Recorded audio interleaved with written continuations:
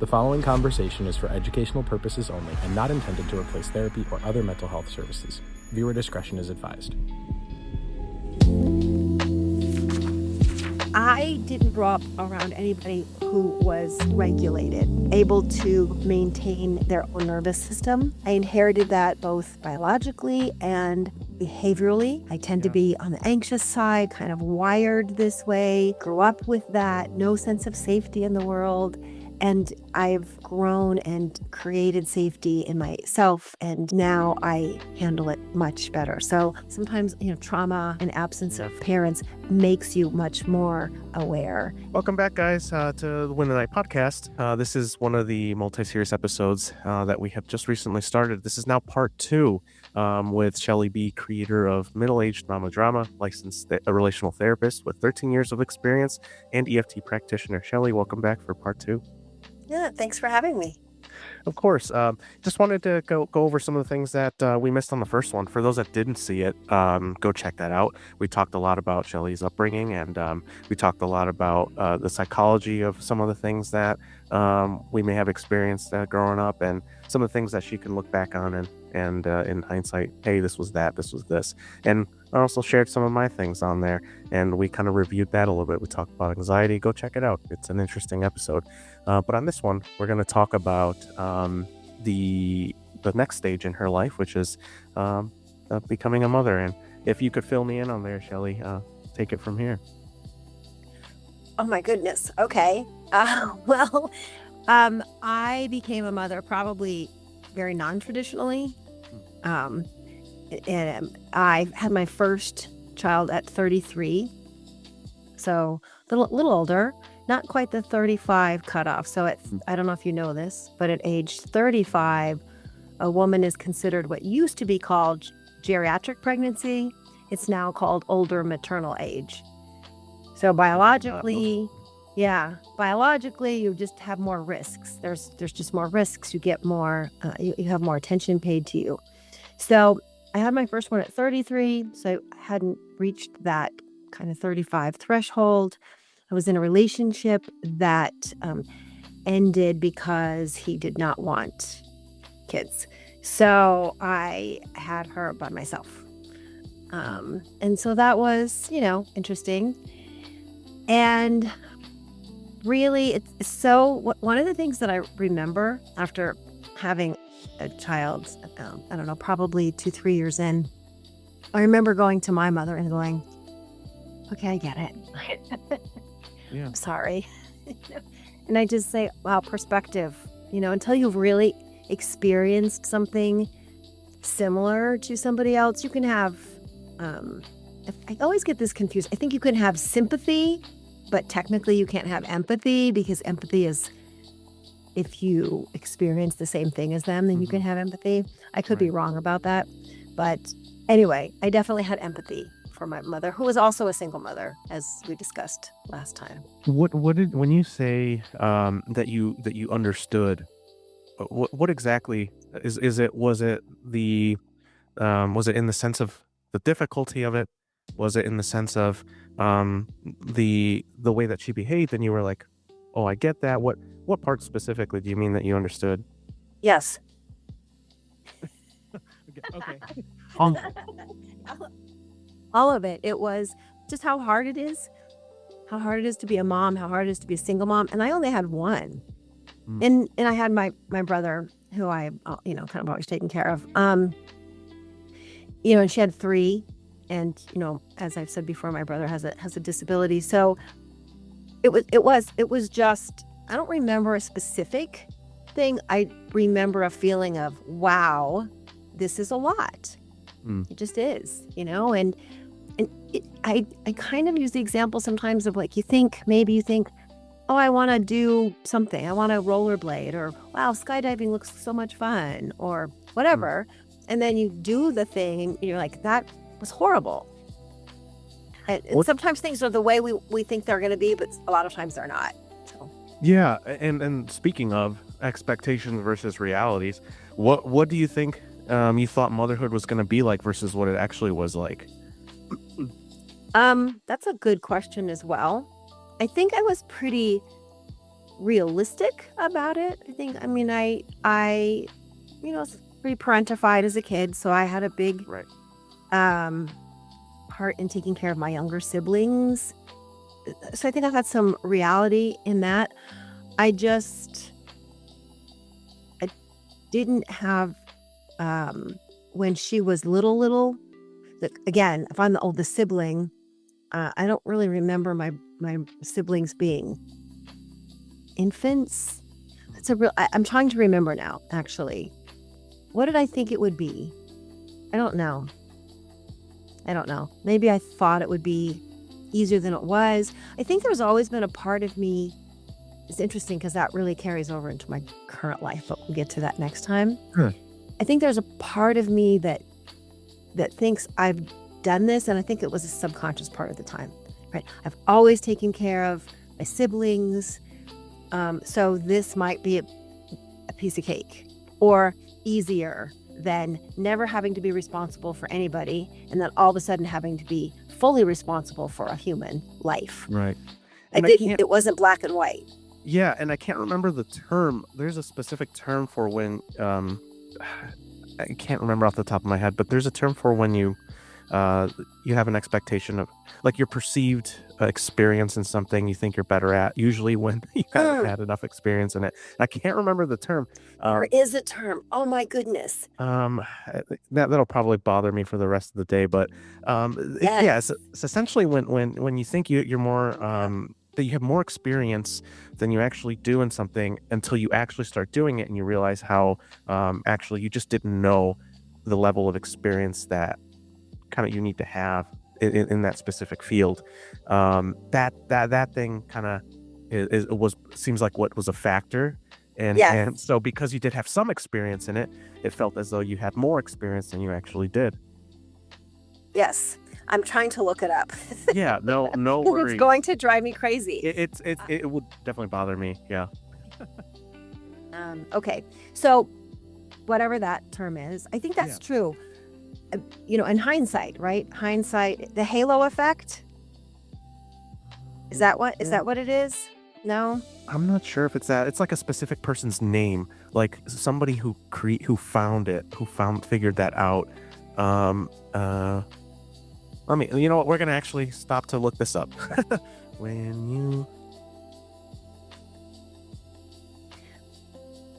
Well, it's a good thing you guys edit these. Yeah. Peter principle.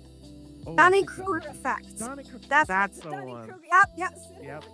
Yes. Exactly. Dunning-Kruger effect. Yes. And so that makes sense, right? Like, you believe that I've had experience in this, and so therefore I am, experienced enough to be pretty good at this, or at least not struggle. but then you found that it was more difficult. I wanted to just, for people that are listening, watching, the Dunning-Kruger effect is where people with limited knowledge in an area overestimate their own competence. Kind of the short version of that. Thank you. And so that's so funny. Thank you for saying that. Again, I was 33. 33 is still so young, perspective. Yeah. And so I had experience taking care of humans, really from basic needs, but not obviously the whole picture. I had limited experience. I didn't have, and I wasn't driving them to school or scheduling their doctor appointments or making sure they were getting enough nutrition in that sense, and going to parent-teacher conferences. Right. So, interesting. What do you think is? Everybody talks about the infant stage being like the most sleepless of all of them. Was that accurate for you? No, not for my first one. She was perfect. Yeah, that I remember so well. She was perfect. That kid slept through the night from day one. And what is the? And this is just me out of curiosity because I don't have kids, and so I just want to know what was the, I guess, the feeding schedule like? When she was hungry, I fed her. So it was just random, like roughly between this many hours. No. When she was hungry, I fed her. Yeah, especially when they're new. Right. They're fresh. Right. They need to eat when they're hungry. Right. Yeah. And I imagine that was you knew when she cried, right? Yeah. Right. And so then, when was it when you? Because they say like there's a certain time in which you start to see their personalities. Did you ever notice when that started to happen? Uh-huh. Um, yes, I have. So now you're really taking me back, 'cause this was a while ago. But so this child of mine is the one with by far the best sense of humor, quick wit, and we have that a lot in my family. Quick wit, really smart, can make connections. The other night, her dad was over. All of us were together and laughing, and her dad said something, and she just took it and kind of ran with it, and we all had tears in our eyes. It's just funny. She's funny, and that I saw that from a very young age, just being silly, not in a I don't know how to explain it, not in a way of look at me, but that kind of dry wit, subtle but really funny way. And I saw that in her personality. Sarcasm, but not degrading sarcasm, not self-deprecation sarcasm, not at somebody else's expense. Sometimes, let me rephrase that. Sometimes it's self-deprecating, but not. You know what I always think of? I always think of Richard Lewis. Did you know who Richard Lewis was? And I don't think so. You'll have to touch me that way. No, he's an older comedian, and I think he passed away not too long ago. That his whole thing was self-deprecating, just always. And Oh, okay. that kind of bothers me. It's just too much. Yeah. Sometimes it can be funny to laugh at ourselves, to say, oh, I can't believe I did that. Like, Right. just, so sarcasm, but witty sarcasm. And well, like you'll hear comedians say this a lot. I mean that if you're going to be able to, if your thing is to tell jokes or make fun of other people, you have to be able to do it to yourself. And so I do hear that from comedians a lot. So I mean, maybe stand up is in her future if she's not doing it. Yeah, no, that's not her. From her early stages, what would you say was the most challenging for you? Being a single parent. Yeah. Yeah. And managing the stress. It still is. Working full time, trying to meet the impossible standard set by a lot of cultures. Our culture, for sure, of the mom has to be and do everything. Even if you're not a single parent, moms, we are indoctrinated with this belief that we still have to be there, be on, be present, meet their emotional needs, make sure all their needs are met. It really lands on us. And when you're a single parent, of course, that's just conflated, right? That's just bigger. So I would say that was probably the biggest challenge. And where I, in some ways, really failed her. Why do you say that? Because I did. And so let's just go back to, we might have said this a little bit in episode 1. Why do people become therapists? By and large, we don't come into this field because we have it all together. The therapist field is really called the wounded healers. We come in oftentimes to kind of help ourselves, I think. So I had started a second career, a midlife, kind of changed careers, went to graduate school, something that I always wanted to do. And through my education and then my clinical experience in my own personal work, so those three combined, I have seen now how poorly I handled my stress back then. And I knew at times I was handling it poorly. And one of my examples is, just taking care of, both my brother and her and working full time was exhausting. I'm also highly sensitive. So I just get drained and more introverted. People drain me. I just come home at the end of the day and my job was very wonderful, but I had to be on. So I'd come home and I'd pick her up and we'd come home and we'd do violin and we'd do homework. And I just would collapse. I wouldn't be present emotionally. And that's tough for a kid, really tough for a kid when you are the person that helps them regulate, when you're supposed to be the person there to listen and understand and be present. And I wasn't a lot. I wasn't just present.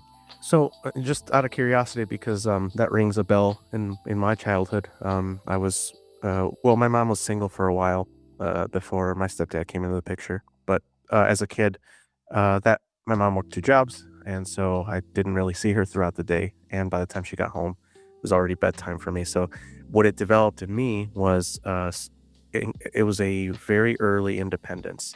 So my brother and I woke ourselves up for school. We would go walk to school, very young, like maybe 6, 7 years old.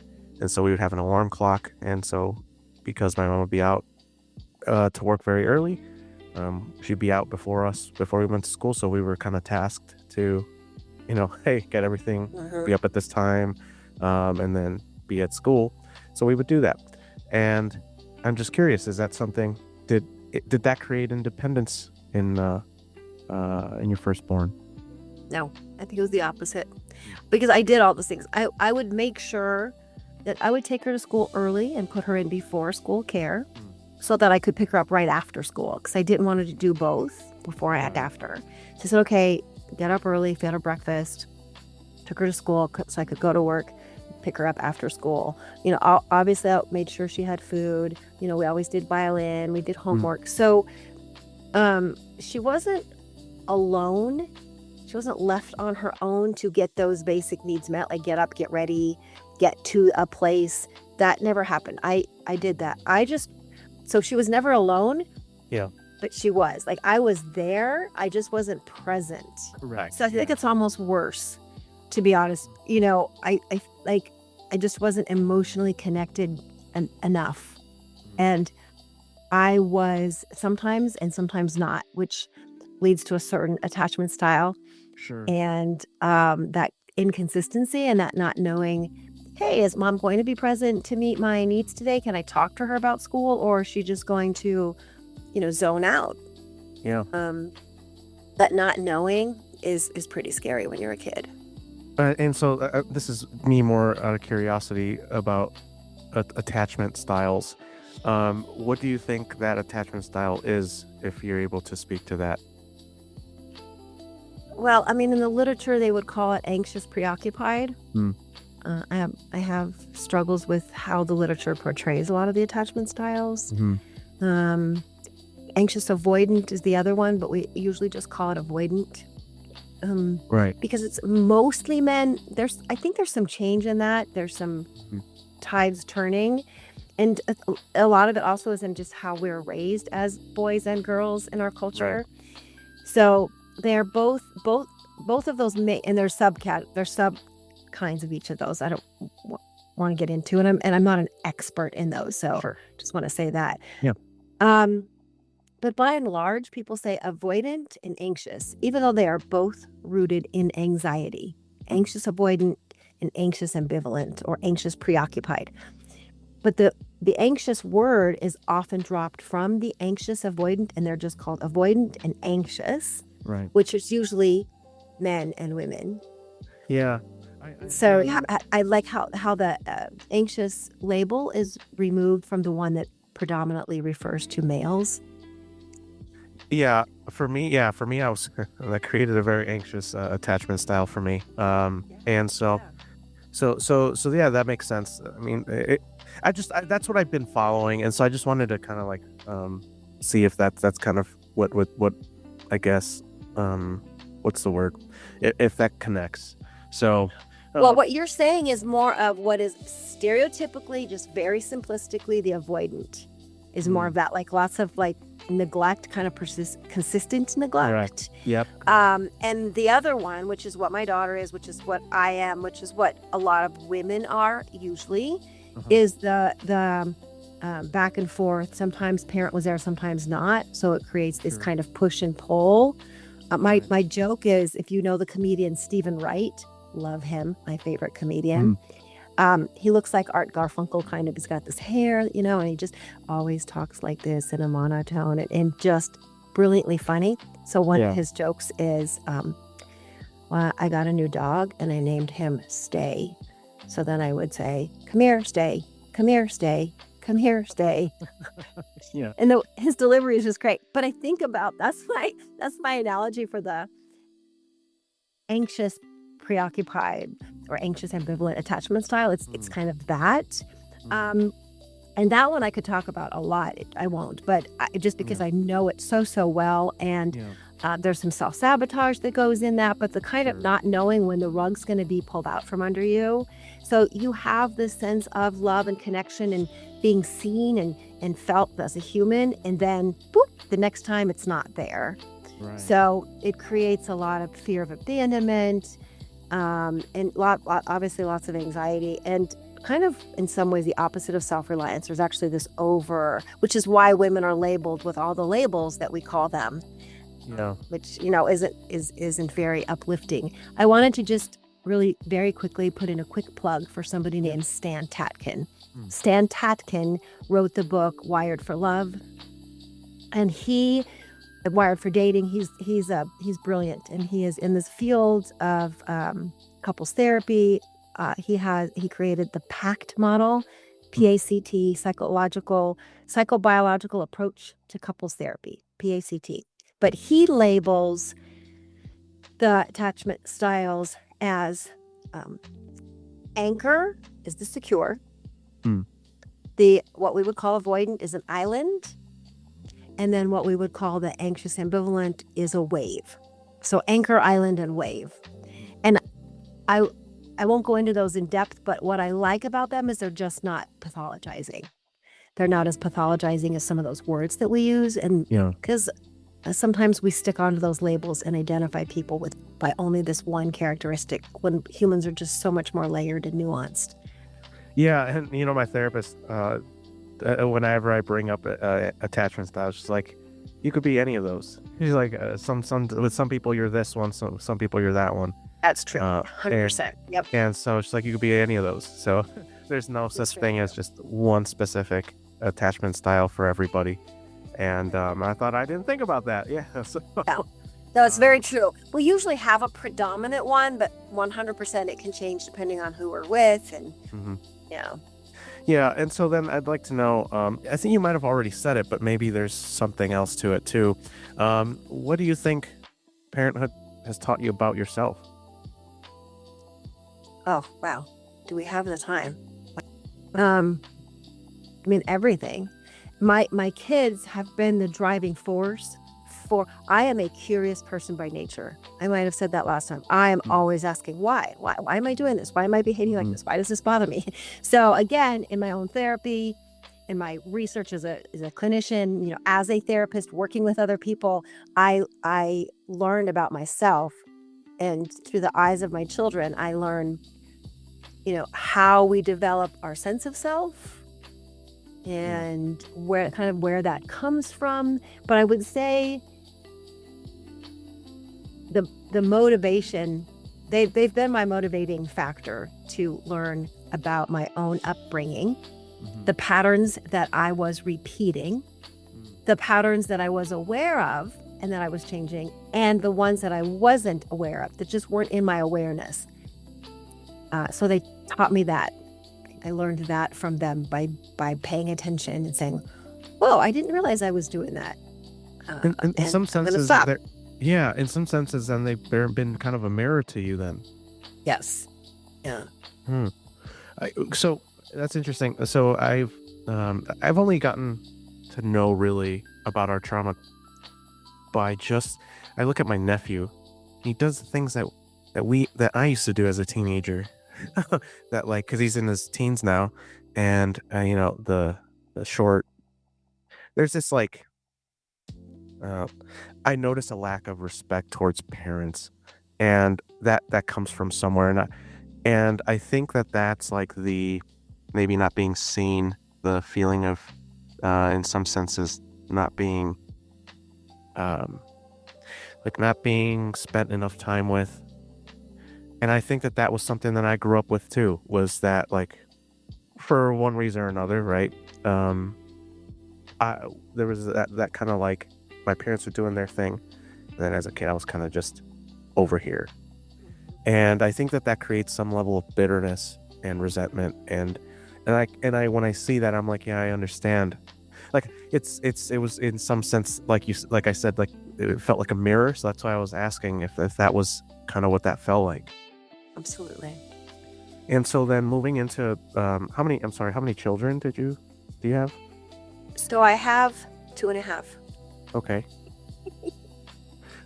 So for your second one, what was that experience like already having been a mother? So my second one, I was married, Mm. and my second one was actually I was in actually we were married. We were just married. We were getting married. Um, she was a huge surprise. Huge. I wasn't feeling well, and I take pride in not in feeling well. My health is very important to me. Being proactive in my health, taking care of myself, and I rarely get sick, and I really just wasn't feeling well.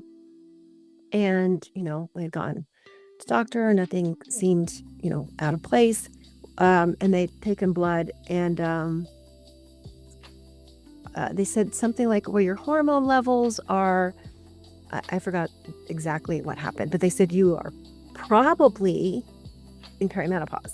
We're not sure, but kind of, there's this possibility. And I was 42 at the time. So, okay. And then my doctor called, I don't know, a day or two later and said, hey, have you taken a pregnancy test? I was thinking about this. Have you taken a pregnancy test? And I thought, why the heck would I do that? Like, what the hell are you thinking? And so, I did. And it obviously came up positive. And I say this on my podcast that I look at it, it just was like, and there's a great scene from the movie Juno where she also takes this pregnancy. I think she's standing in the store, like the little convenience store, little grocery store. And she, it's like kind of doing that. And somebody goes, that ain't no etch a sketch. So I remember being in the bathroom doing that thing and then laughing. This is where my humor comes, laughing at myself because I thought of that scene. Yeah. Juno, like I was doing the same thing. And yeah, and then I go on to tell the story that I sent my husband to the store. I said, go get another pregnancy test. And he did.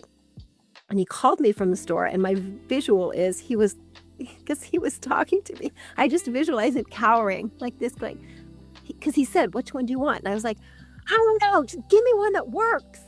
Yeah. Barking at him, poor guy. And he's like, I don't know what to get. Yeah. So we had a few of those. But so I had her at 43.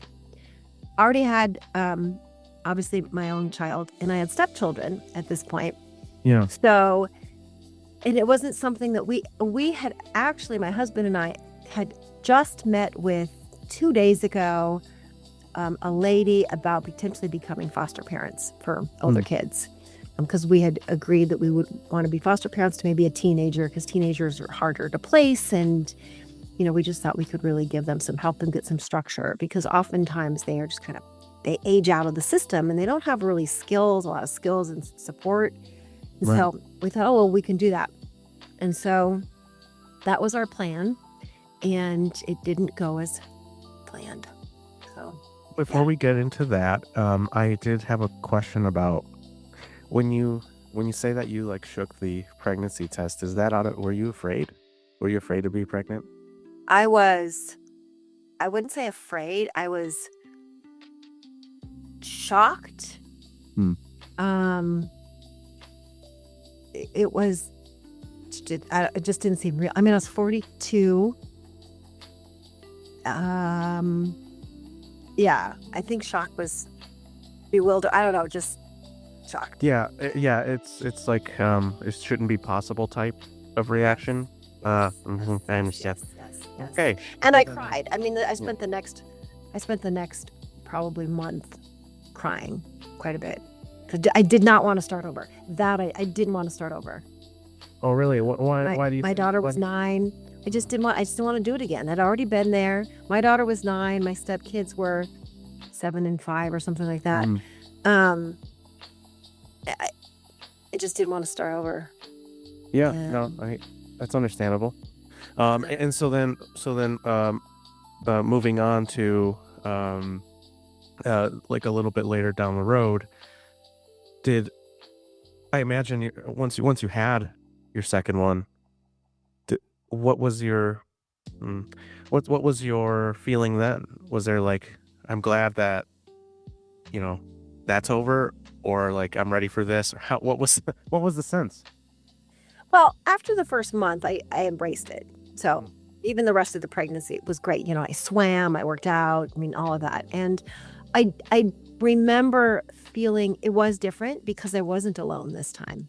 mm, Right. And so the experience was different. I had support.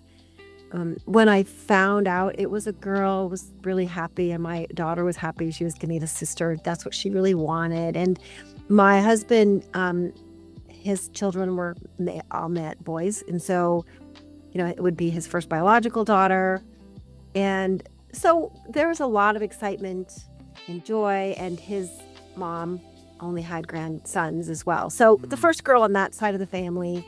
Um, so yeah, happiness and great, just great and excited. And so when she came, was very, very happy, and ready. I mean, I just was ready, and loved every minute of it. Well, if I may, what was her personality like, and how early did you see it? She is quieter. She is. That's a really good. It's a really good question. My children are complete opposites. Mm-hmm. Yeah. So she is just. I don't. She's not as outgoing. No, that's not true. She's outgoing, but not like her sister. She's just quieter, a little bit more methodical. Mm-hmm. Um, Like introverted? yes, definitely needs her quiet and alone time. Mm, Much more so than her sister. She is considered twice gifted. Is what they call it in the schools. She has dyslexia and ADHD, which her father has. So this is a really cool, quick little story. yeah. I'm really, really grateful for my mother. My mom could see in my husband that there was some dyslexia. I didn't know what to look for. I had no idea about this. And she, as an educator, so she said, well, there's this and this. And again, it wasn't her area of expertise, but she knew enough to say, this is, he's doing this and interesting. So we ended up having his kids tested, and one of them tested very strongly for dyslexia.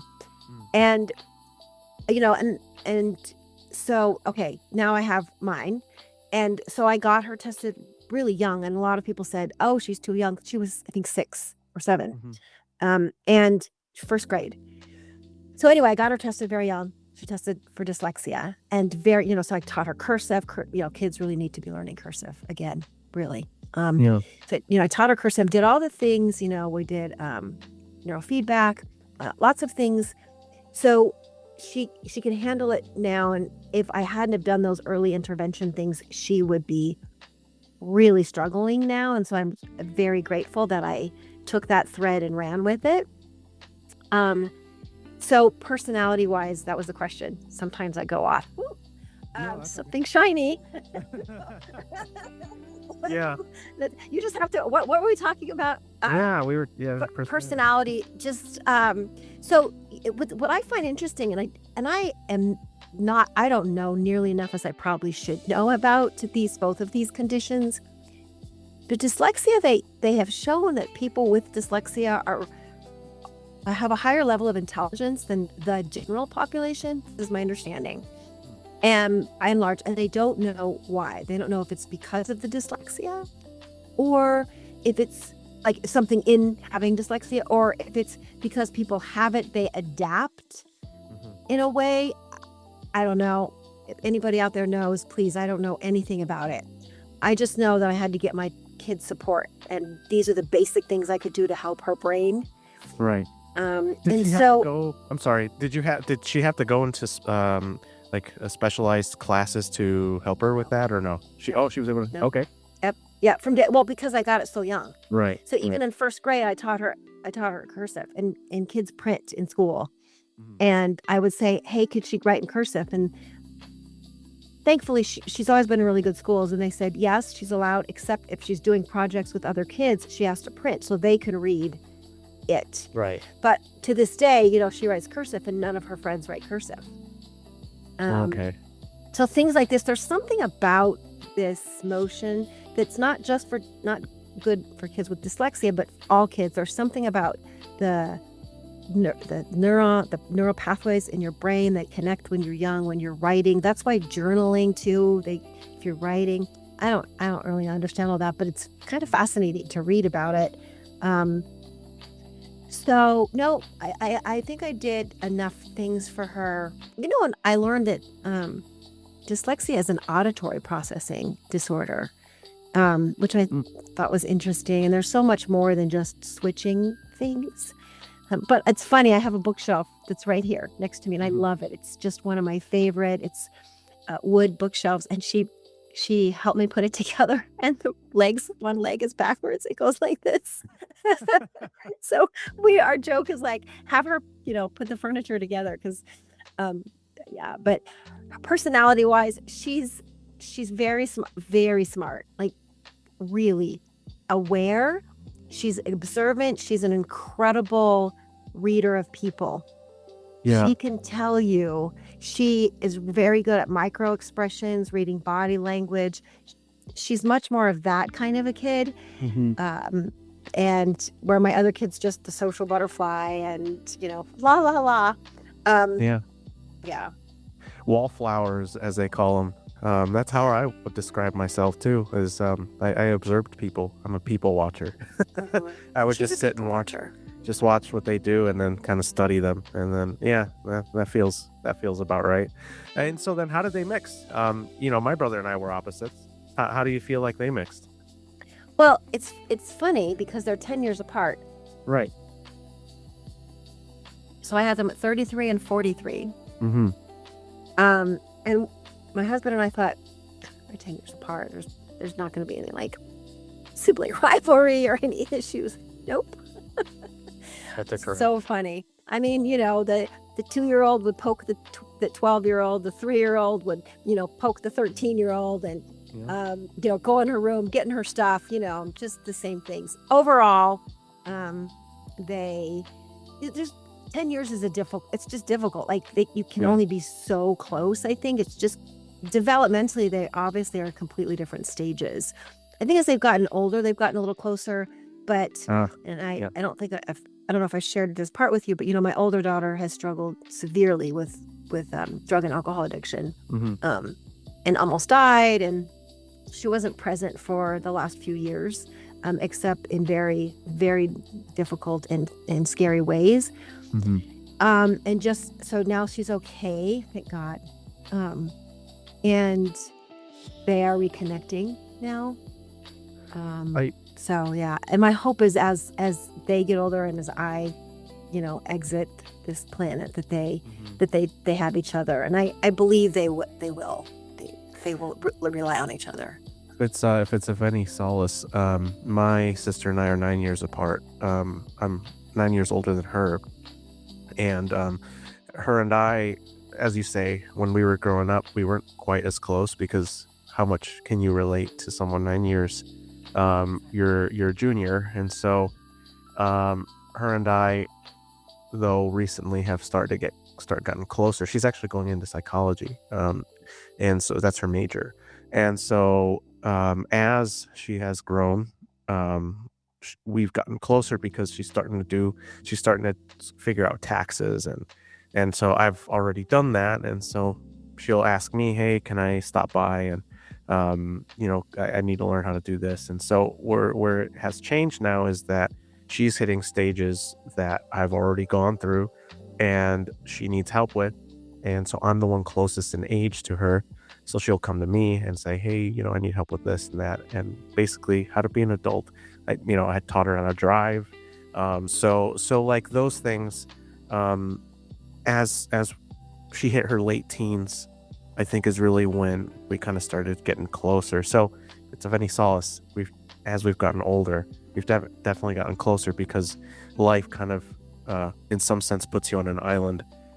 For me anyway, when I left high school, I call that chapter like the great expansion, like everyone just goes in all over directions.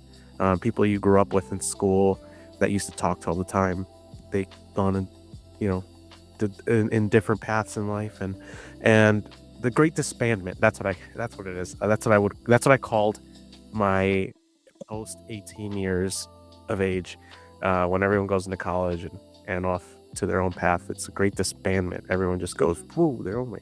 And so with my sister's kind of going through that, and so there's some level of, she's in that chapter of like the loneliness of that like where all of the friends go away and they used to hang out all the time, but now life is happening.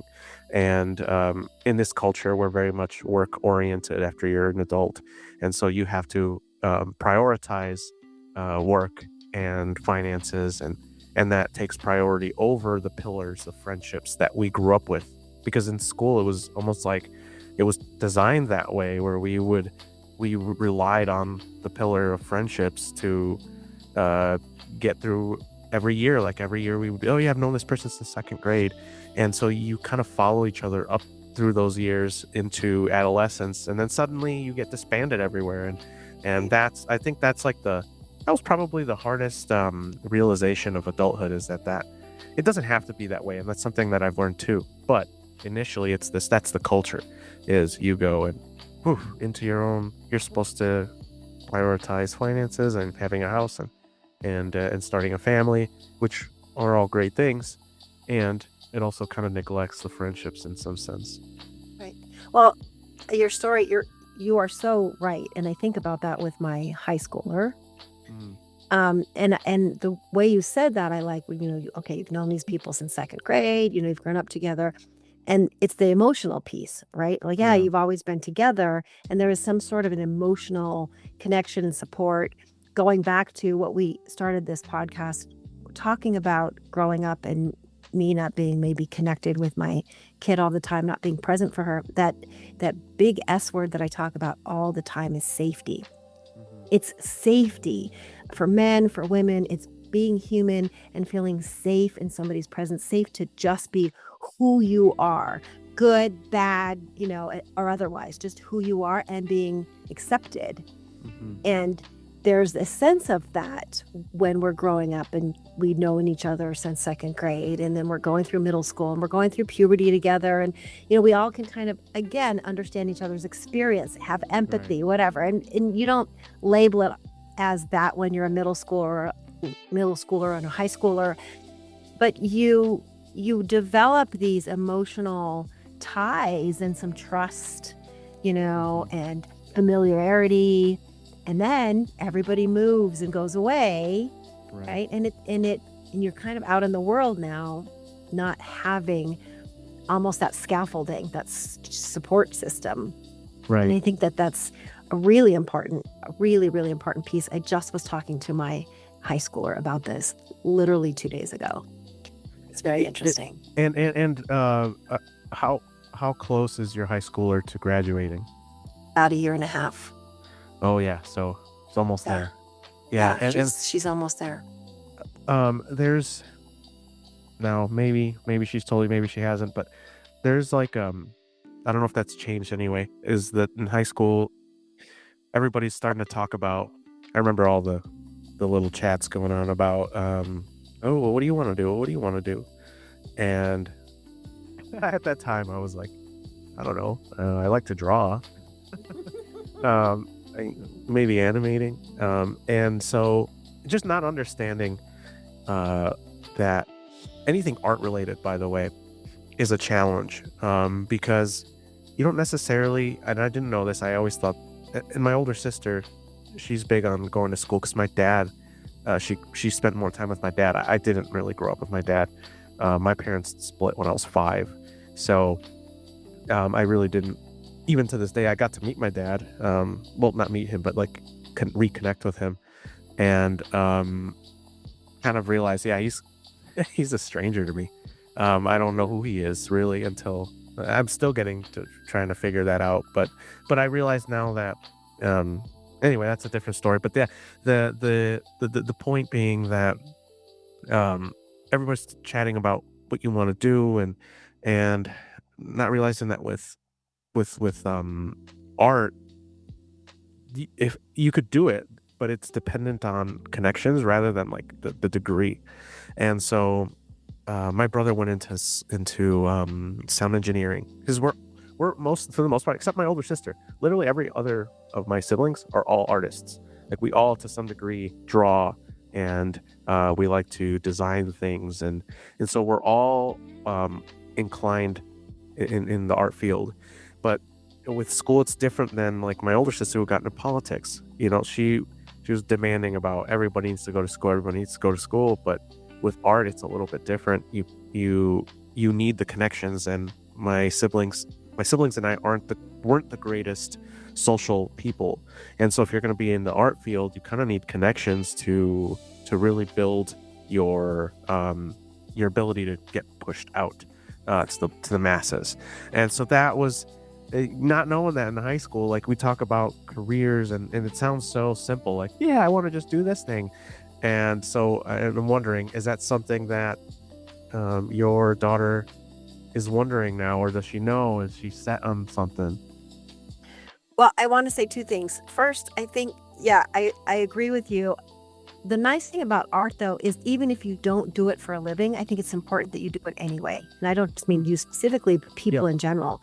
Having that outlet, having that creativity is so important. So if we don't do it professionally, there's a difference between what we do to make money and what we do to make us happy or bring us joy or peace, or right. And so sometimes when we combine those things, it can be difficult. Sometimes when we combine those, not always, but sometimes when we do what we really enjoy, but now we need to do it for the money, it can take away from the enjoyment piece of that thing, because there's pressure, like, oh, I have to get this piece done, or I have a cousin who's a composer, and so I don't know.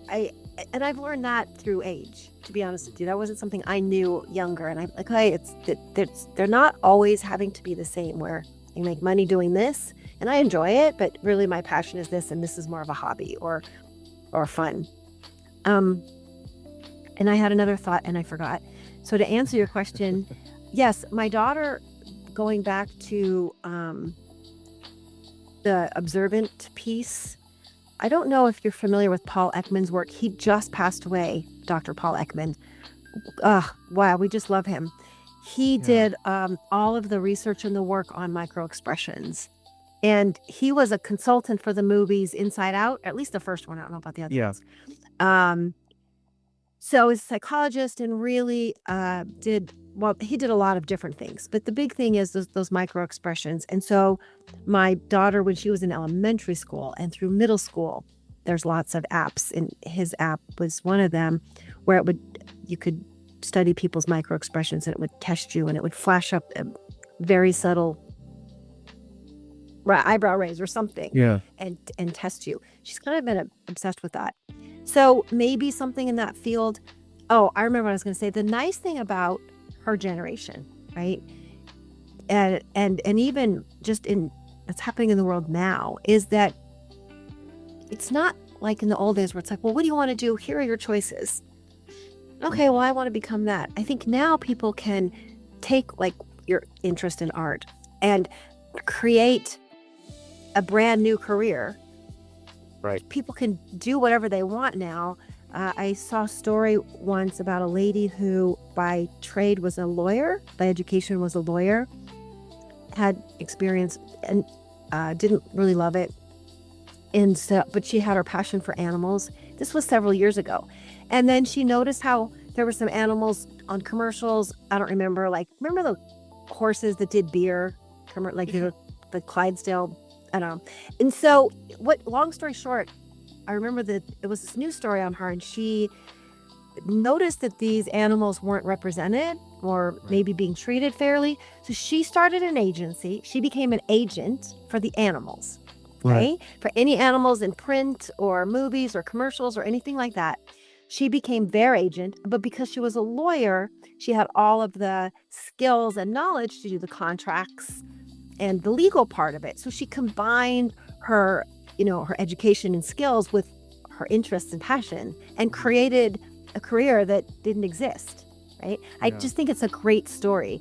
So I just tell her, so we don't know, she doesn't really know what she's going to do. She knows what she's interested in and what she likes and what she's good at. Yeah. And I don't feel the need to really push her Sure. at this point. I just we'll figure it out. I'm not really super worried about it. Yeah. Yeah. The thing about that too is, something I wish I was told is it's okay to try different things. Absolutely.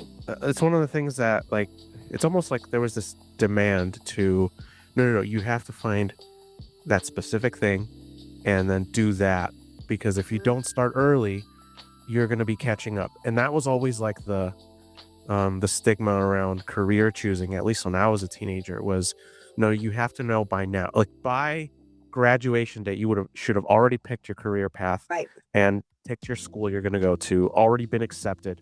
Like that stuff should already be done. And for me, like I was still very much like, well, I don't really know. And so I wish somebody would have told me it's okay to try something that you think you might like. Start there. If it doesn't work out, then it's okay to try something else.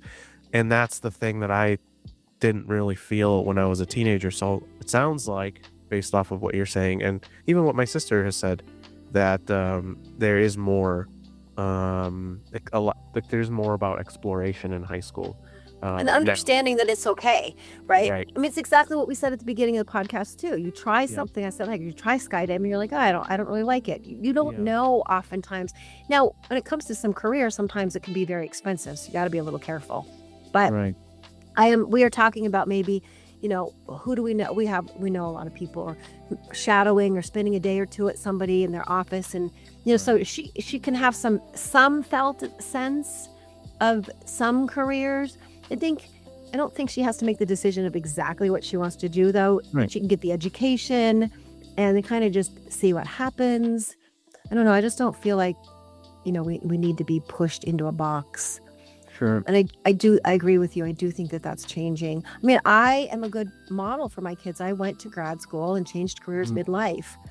Yep. And they saw me do that. And my 7-year-old, she sees me also, like, now kind of going into this next phase where I'm building this other career, if you will, that we're going to talk about next episode, this business that I'm building. And so I think that that's good that I get to model that for them. I don't want them to ever feel like they're stuck. I have had friends my whole life, say, Shelley, just stick with one thing. Why do you have to do? Because that's me. I'm curious, and I like to do different things. And I want my children, like, if they want to do the same thing forever, great. And if they don't, that's okay too. Another thing too, to top that point off, the thing for me is, I realize that it's not one thing that I want to do. I like to be in multiple places. Yeah. My happy spot is when I'm growing different plants, like planting different seeds.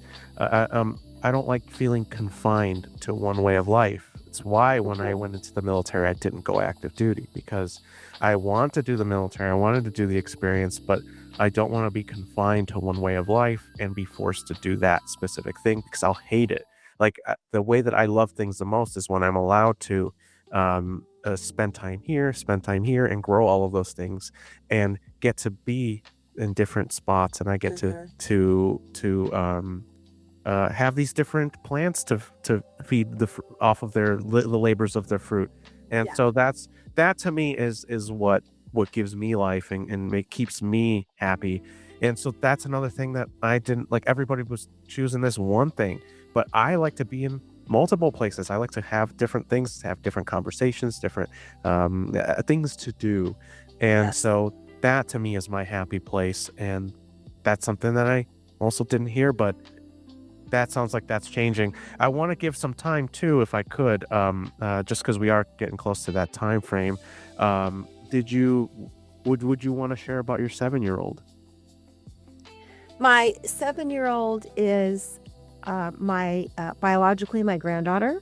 She is my Okay. oldest daughter's daughter that she had, obviously 7 years ago, Yeah. and has not, because my daughter was in that really abusive situation, Mm. torturous, horrible, horrible situation. I have custody and guardianship of her. She, meaning my granddaughter, has been with me her whole life. When she was born, she was in this house, and I have been the one that always has raised her, and now legally. So I would, biologically, she's my granddaughter. Yes. Relationally, she's more like a daughter. Right. I'm the one that has always taken care of her, always provided for her financially, education-wise, medical needs. Um, but she calls me well, she has a nickname for me, but she knows I'm her grandma, and, her school knows and everything. So I don't want to take over anybody's role. Yeah. My daughter is on a good path right now. And so, that could change in the future. But I've raised this little one, and she's in first grade and thriving, Mhm. and just a wonderful human, and has her mom's personality. It's very smart and aware. She's very also similar to, again, biologically her aunt, my other daughter, but Yeah. more like sisters because they're also 10 years apart. It is Oh, wow. can't literally almost to the day. Wow. So I had a baby at 33, I had a baby at 43, and I inherited a baby at 53. Wow. And so, uh, yes. 10, And 10 so roughly is your lucky number. I told my teenager, I said, "So help me, I will break your kneecaps. Like, I'm done." Like, and don't you even think about it. Um, but I was gonna say something. Um, Shoot. Yeah, I don't remember. No, that's okay. I Yeah. think, well, by the third one, right? Like, obviously, maybe not biologically, your child, but still, you're taking on that role of a mother. And so, what? How would you? Oh, I How? have it down pat now. Let me just Yeah, tell you, like, that's the exactly what I different, was like, thinking. and much more. One of the nice things about age too is I just don't give up anymore. Yeah. And I'm more authentically myself. I'm comfortable in my skin. I'm like, yep, I suck at this, or, I don't, I handle my stress very differently now. I still lose my patience sometimes. Yeah. But I'm also very, now that I have tools and I have a therapy language, I remember my high schooler now. This is so funny. She was in, I want to say fourth grade, third or fourth grade. And she gets in the car one day, and we're driving home from school, and she's just not okay. She's huffing. And I go, "Honey, what's wrong?" She was, Chloe just doesn't have any social and emotional skills. And I just started laughing, like, how old are you what are you, 9, 10 years old, whatever. But so they have the language.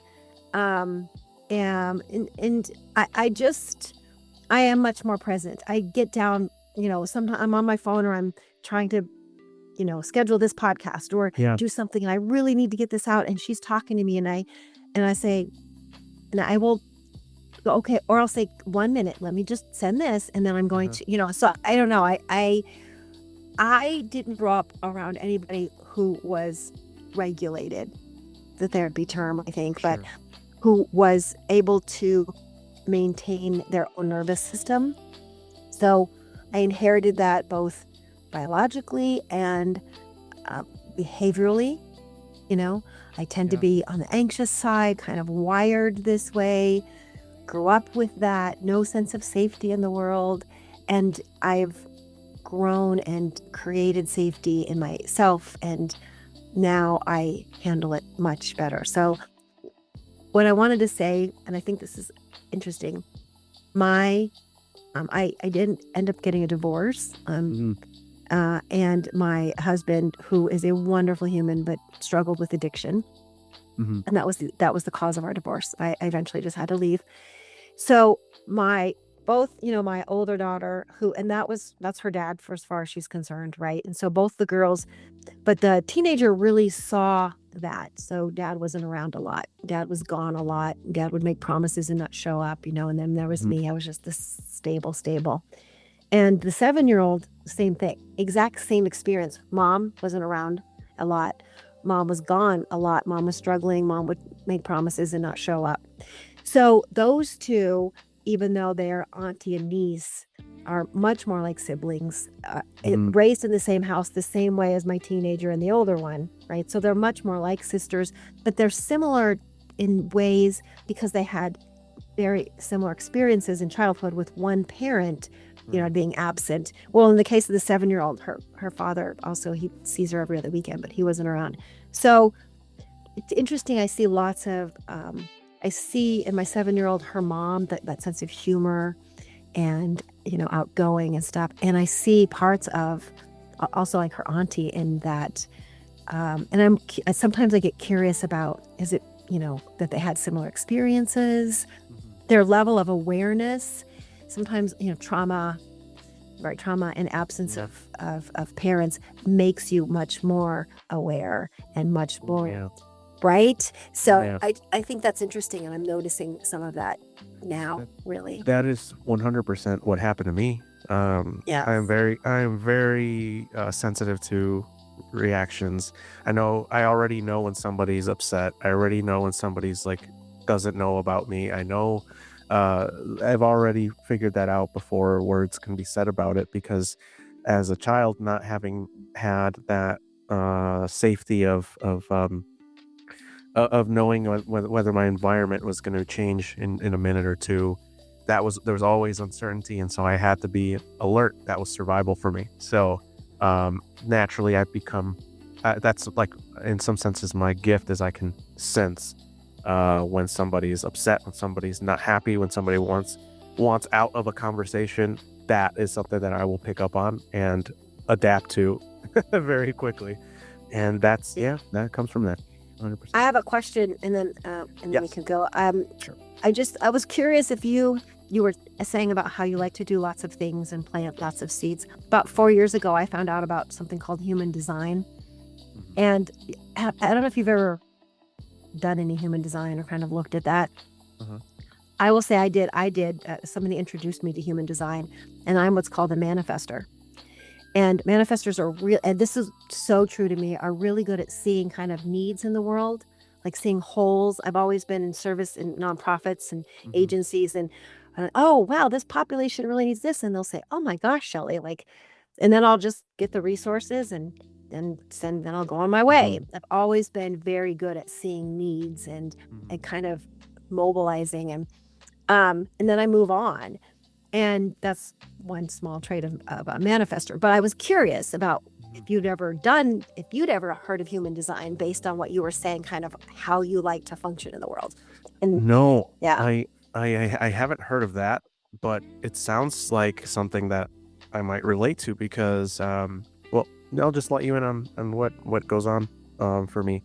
So like I have the podcast, I have my brother and I started a shirt business, and it happened because he let me know that he wanted to do the shirts thing, and he didn't really.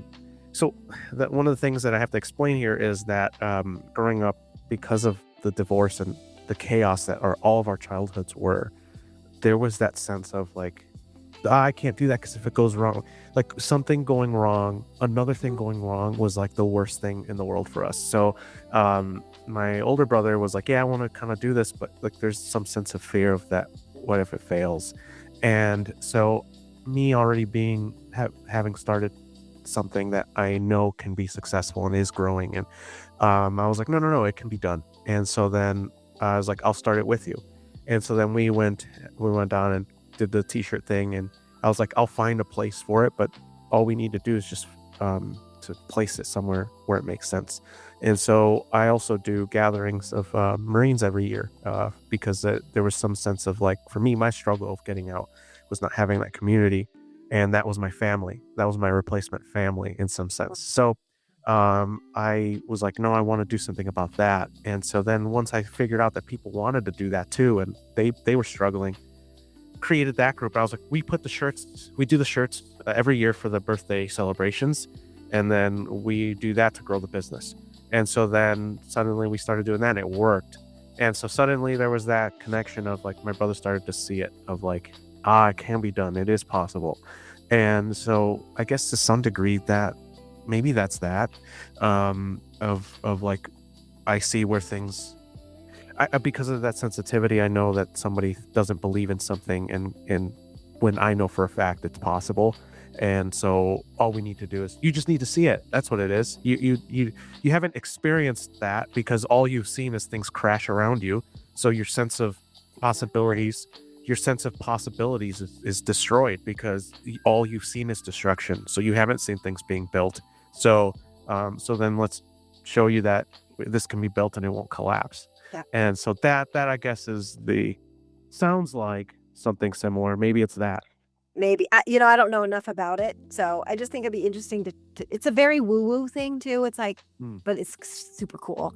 But what you're saying now, maybe we can talk about this next time, is that's what Viktor Frankl, he created logotherapy, and he wrote Man's Search for Meaning. And he was in the concentration camps, and he was a psychiatrist, and he talked about being able to see things, like having this future vision of yourself. And Viktor Frankl? Viktor Frankl. Frankl. Viktor Frankl. And he would say that in the concentration camps, he would imagine himself speaking in universities, and he would imagine the auditoriums and the podium, and telling people exactly the experience that he was going through in that moment. And because he could see that future self, that one of the reasons he survived, and he built a whole therapeutic model around that as a psychiatrist. It's very interesting. There's this whole thing of future self in psychology, and so I think it's a little bit about what kind of overlaps with what you were talking about. If you can't see it, right, you have to be able to see it, even if you haven't experienced it. And for people that haven't never had that modeled for them, or that map in their head, it can be a little hard. But that's a whole nother conversation. Yeah, no, I'd like to get into that further down the road. I think that's I'm a big believer in manifestation. So we'll talk about that, I think, in the later episodes. But let me just pause. I think we'll pause here, guys. Come back for part 3 if you want to see more.